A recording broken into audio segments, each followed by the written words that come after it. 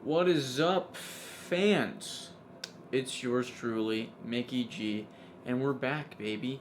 It's week 4 now of predicting the NFL with Mickey G, and we've got a heater here for us, a great one, an absolute masterpiece for you today. Anyways, you wanna know how I did last week and all that? Well, I went 9-7 for the third time in a row. Yes, I did. We have still been unable to reach the 10 win mark. However, it takes us 27-21. But we did do better than the way too early prediction, so that is a positive right there. However, that was 8-8, so that's not good. 500, but it makes sense. It would make sense that as the year goes on, it gets worse.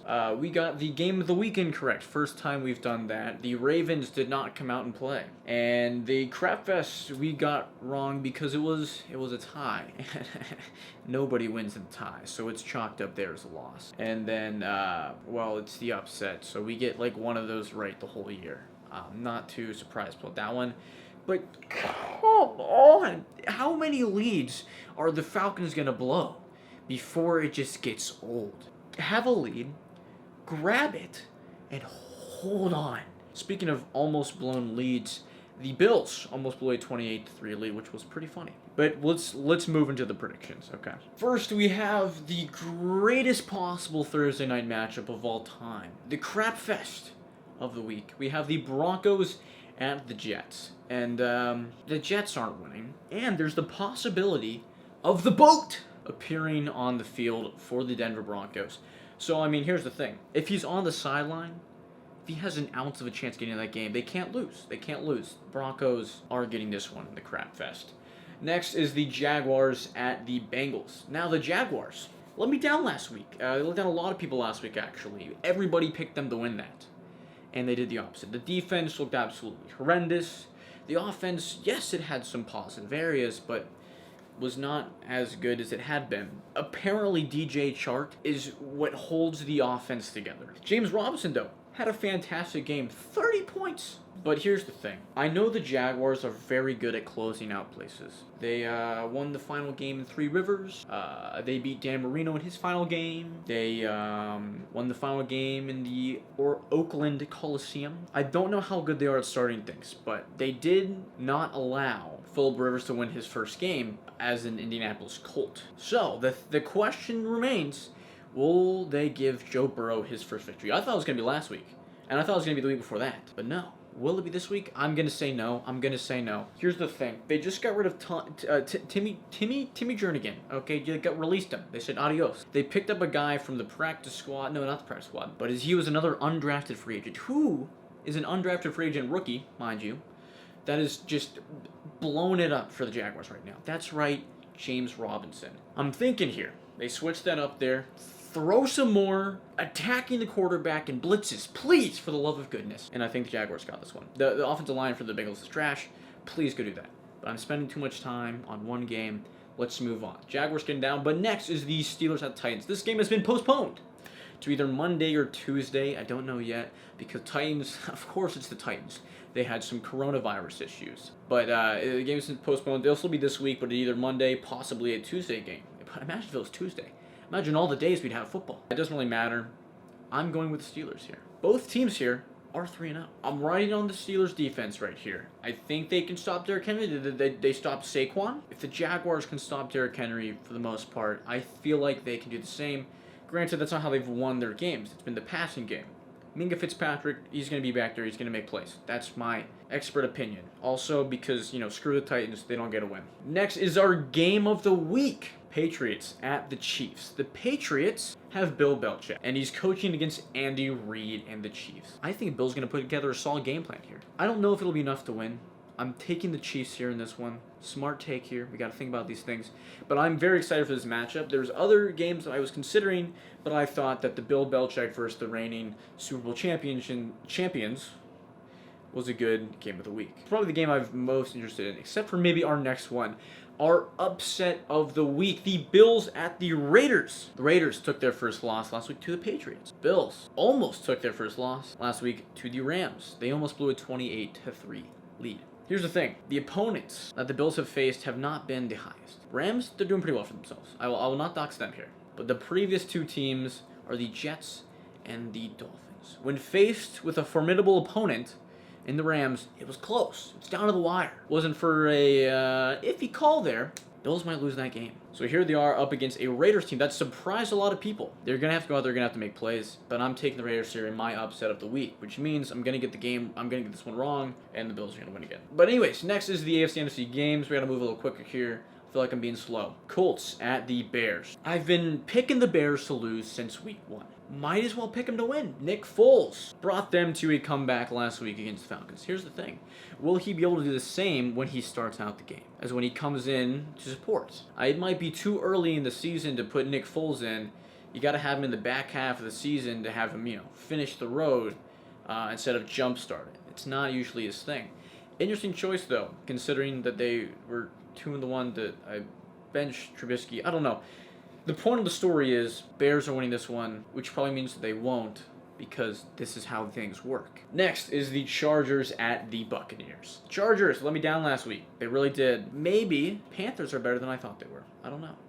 A lot of kicking there. Joey Sly had a game for himself there. Buccaneers, on the other hand, they've been doing pretty decently in the first half there, and then they slow down a little bit. The defense picks up and saves the game. I don't think it's going to change here. I don't think the Chargers are quite there, so I'm giving this one to the Buccaneers. I don't like it. I don't like giving it to the Buccaneers, but I think they're going to win. I got to stop using my bias in these things. It gets me in trouble. I want to give above that 9-7. If I don't this week, after all these picks that are usually opposite of what I would normally pick, I'm going to be upset. That's all I'm saying. Next is the Browns at the Cowboys. Cowboys are at home. Please, for the love of goodness, function. Actually, to both these teams, this should be a high-flying, incredible game. Or it can be an absolute disappointment with immense amounts of turnovers that have no need being there. But I'm going with the home team for the sole reason that they are the home team. If it was switched, I'd probably go the other way. Next is the Seahawks at the Miami Dolphins. Miami had a great win last week. I'm still not over. But the Seahawks, they have Russell Wilson playing out of his mind. An absolute game changer. Slinging the rock all over the place. Touchdown. Could have been even an easier win if DK had just run into the end zone instead of walking and then having the ball punched out for a touchback. But anyways, Seahawks getting this one. Next is the Ravens at the Washington football team Redskins. I forgot to say football team last week. I just said Redskins, and I was like, oh, can you believe that? Yeah, they're not winning. The Ravens are winning. Yes, they took a hard loss to the Chiefs, but that's really the only team that Lamar Jackson loses to. He's beaten basically everybody else except for the Chiefs. So the Ravens are getting this one. That's all there is to it. Next is the Vikings at the Texans. Now, both these teams have had very disappointing starts to their season. Texans were close last week, though. Almost got the Steelers. I think the Steelers are a pretty good team. Vikings, they've lost to whoever, and they've liked it. I don't know. I don't see them winning this game. I'm giving this one to the Texans. Next is the Saints at the Lions. Saints, tough loss. I knew I should have picked the Packers, but I'm like, hey, maybe. Bad decision. Lions also surprised me last week. Thought the Cardinals were going to continue rolling, but they did not. They struggled there at the end. Lots of turnovers. By Kyler Murray. I think I would tune in. I was watching Red Zone, and every single time Kyler Murray would throw the interception, they'd come over. Yes, that's kind of their job, but also they'd be like a play, then Kyler Murray throws the interception, not just Kyler Murray throwing the interception. If they want to win games, Cardinals got to get rid of that. But I don't think the Lions are going to win this one against the Saints. The Saints, I feel like, are going to be one of those teams this year where against good teams, they take the L. Against mediocre and bad teams, they're getting victories. That's my thoughts. Saints are getting this one. Next is the Cardinals at the Panthers. Now, while I've praised the Cardinals a lot, I have noticed that in a lot of games, they've struggled towards the tail end. They've started out strong, they've had leads, and then they haven't blown them necessarily, but it's gotten close. It's gotten a little closer than it needs to be. Panthers, they kind of do the opposite. They might start out slow, but in the end, they usually push forward, they get some points. I'm going with the Panthers in this one. I thought that I would stick with the Cardinals for a while, thought they were hot, thought they were doing great. Don't think the defense is going to be able to contain them. Even without Christian McCaffrey. It didn't slow him down last week. I can't remember what the guy's name was, but the running back was killing it.